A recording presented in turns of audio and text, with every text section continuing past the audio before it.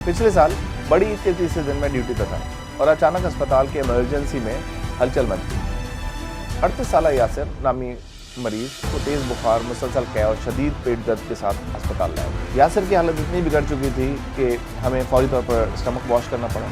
बाद में मालूम हुआ कि फ्रिज में रखा गया 3 दिन का पुराना गोश्त जो कि मुनासिब दर्जा हरारत पर महफूज नहीं रखा गया था। ये कहानी सिर्फ यासिर की नहीं बल्कि हर साल बड़ी ईद के मौके पर हज़ारों अफराद मुख्तलिफ पेट के अमराज के साथ अस्पताल पहुँचते हैं। आज की वीडियो में हम बात करेंगे कि क्या वाकई बड़ी ईद के बाद ये इसके अयाम में मैदे और आंतों के अमराज में इजाफा हो जाता है।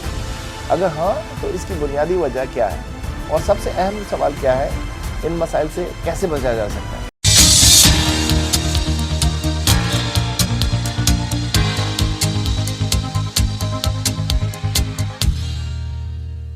अस्सलाम वालेकुम, मैं हूं doctor Syed Asif Raza Zaidi. I am assistant professor of gastroenterology Sheikh Zayed अस्पताल लाहौर और कंसल्टेंट गैस्ट्रोएंटरोलॉजिस्ट फारूक अस्पताल अल्लामा इकबाल टाउन में काम कर रहा हूं। आज के इस व्लॉग में हम बात करेंगे कि एक बहुत अहम मौजू पर ईद उल ज़ुहा और आंतों के अमराज में कैसे बचा जा सकता है।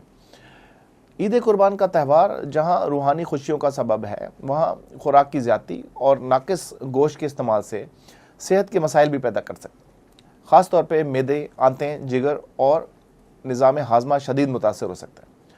अब सवाल यह है कि क्या वाक़ई ईद उल ज़ुहा पर पेट के अमराज बढ़ जाते हैं? बिल्कुल बढ़ जाते हैं। आदत शुमार के मुताबिक ईद कुर्बान के तीसरे दिन और उसके बाद अस्पतालों में पेट और जिगर और आंतों के मरीज़ों की तादाद में नुमाया इजाफा देखा गया है। शदीद गर्मी और हीट स्ट्रोक की वजह से पेट की बीमारियाँ पहले ही बहुत ज़्यादा बढ़ चुकी हैं। पैंक्रियाटाइटिस, लबलबे की सोजिश, जिगर के अंदर वर्म, हेपेटाइटिस और आंतों की सोजिश के मरीज़ वार्ड में भरे हुए हैं। आप तसव्वुर करेंगे जब ईद से पहले ही ये हालात हैं तो ईद के बाद क्या सूरत हाल होगी। जो आम मसाइल हैं उसमें बदहज़मी, गैस और अफारा, लूज मोशंस, फूड पॉइजनिंग, जिगर की सोजिश, हेपेटाइटिस सर फहरिस्त हैं। यहाँ पे एक बात मैं ऐड करता चलूँ कि अक्सर लोग जिनके पित्ते में पथरियाँ हैं वो तो ईद पे ख़ास तौर पे एहतियात करें, क्योंकि अगर उनको पता है और वो पित्ता नहीं निकलवाया अभी तक तो अगर चिकनाई खाएंगे तो ये पित्ते की पथरियाँ जिगर की नाली में भी आ सकती हैं और उसकी वजह से शदीद लबलबे की सोजिश होती है। तो अभी वार्ड का जो आज राउंड किया उसमें भी बहुत सारे ऐसे पेशेंट्स जिनको पित्ते के अंदर पथरियाँ थीं और वो चिकनाई खा के आए हैं, तो उसके साथ में पित्ते की पथरी जिगर में से नाली में आ जाती है और उसके साथ में लबलबे की सोजिश बढ़ जाती है। तो बकरीद पे भी अगर आपके पित्ते में पथरियाँ हैं और आप बहुत ज़्यादा गोश्त या चिकनाई खा रहे हैं तो काफ़ी ज़्यादा चांसेस हैं कि वो पथरी पित्ते में से निकल के जिगर की नाली में आ जाएगी। अब बात करते हैं इस बीमारियों की असल वजह क्या है।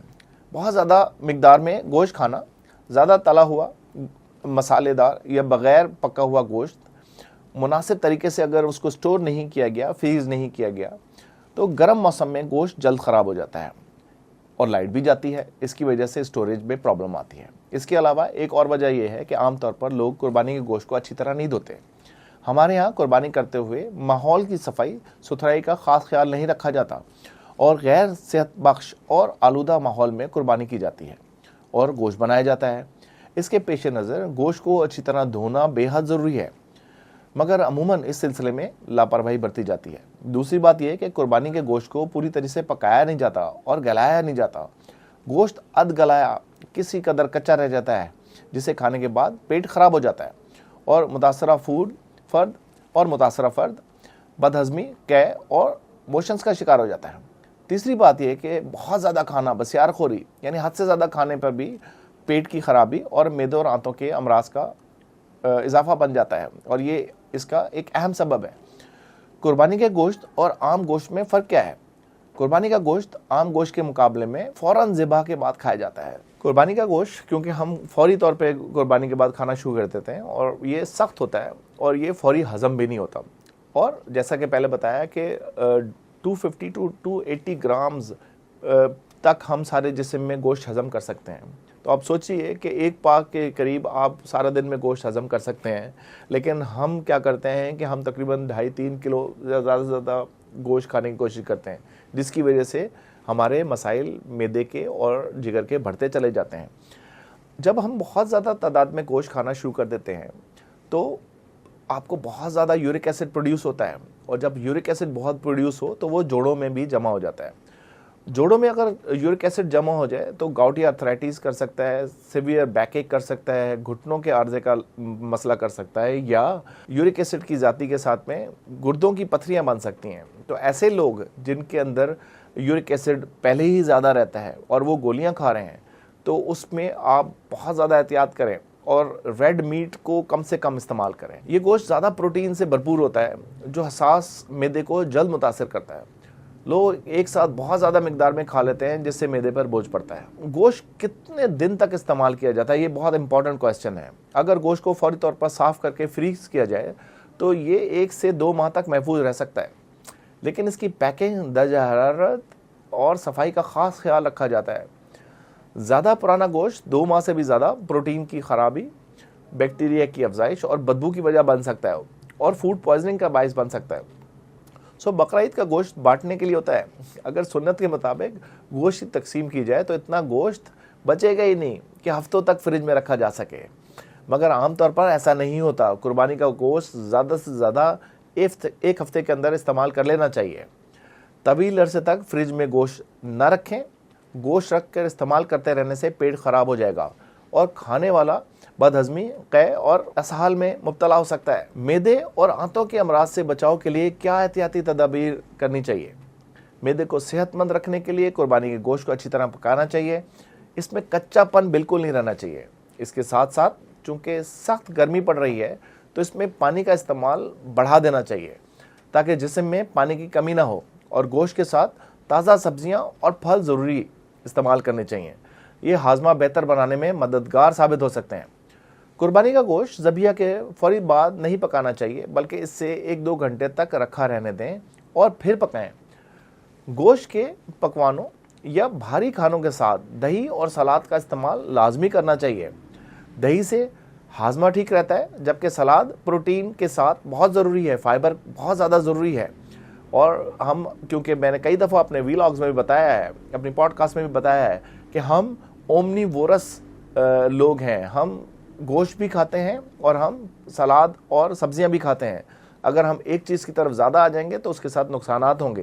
تو ایسی جگہ جہاں پہ آپ کو گوشت کھانے کو ملتا ہے بہت زیادہ، وہاں پہ آپ نے ساتھ میں سبزی کا استعمال بھی لازمی کرنا ہے تاکہ پیٹ خراب نہ ہو. کھانے کے بعد کولڈ ڈرنکس کے استعمال سے گریز کرنا چاہیے، کیونکہ کولڈ ڈرنک کاربونیٹڈ ایسڈ ہوتا ہے. وہ کھانے کو ہضم کرنے میں مددگار ہونے کے بجائے معدے میں تیزابیت کو بڑھا دیتا ہے. اس کے بجائے لسی، پودینے اور لیموں کا شربت استعمال کریں اور دیگر تازہ مشروبات گھر میں بنا کر پینے چاہیے. گوشت کا مناسب دھو کر ریگولر اچھے مناسب درجہ حرارت پر رکھیں. فریج میں گوشت کو چھوٹے حصوں میں رکھیں تاکہ جلد خراب نہ ہو. اس کو پیک کر کے ڈیفرنٹ پیکٹس بنا کے رکھیں. گوشت کو مکمل طور پہ پکائیں. نیم پکا گوشت نہ کھائیں. زیادہ تیل، مرچ، مسالے اور گھی سے پرہیز کریں. سبزیوں اور دہی کے ساتھ متوازن غذا کو ترجیح دیں. دن میں 1 یا 2 بار گوشت کھائیں، بار بار استعمال نہ کریں. پانی کا استعمال بڑھائیں، خاص طور پر نیم گرم پانی. عید خوشیوں کا تہوار ہے، لیکن اعتدال کا دامن نہ چھوڑیں. صحت مند رہ کر ہی خوشیوں کا لطف دوبالا ہو سکتا ہے. گوشت ضرور کھائیں لیکن حکمت عملی کے ساتھ. اگر کوئی علامت ظاہر ہو تو فوری طور پر مالج سے رجوع کریں. میں ہوں ڈاکٹر سید آصف رضادی، آپ سے اجازت چاہتا ہوں. اگر یہ ویڈیو پسند آئی ہے تو ضرور لائک کریں، شیئر کریں اور سبسکرائب کرنا نہ بھولیں. آپ کو عید کی خوشیاں بہت بہت مبارک ہوں. اس میں ہماری ٹیم کو، میڈیا یونٹ کو ہمیشہ یاد رکھیں. اپنے لوگوں کے ارد گرد کے لوگوں کا بہت زیادہ خیال رکھیں. کامنٹ سیکشن میں ضرور کامنٹ کریں تاکہ اگر کوئی چیز امپروو کر سکتے ہیں ہم تو ہم ضرور کریں گے. السلام علیکم، اللہ حافظ.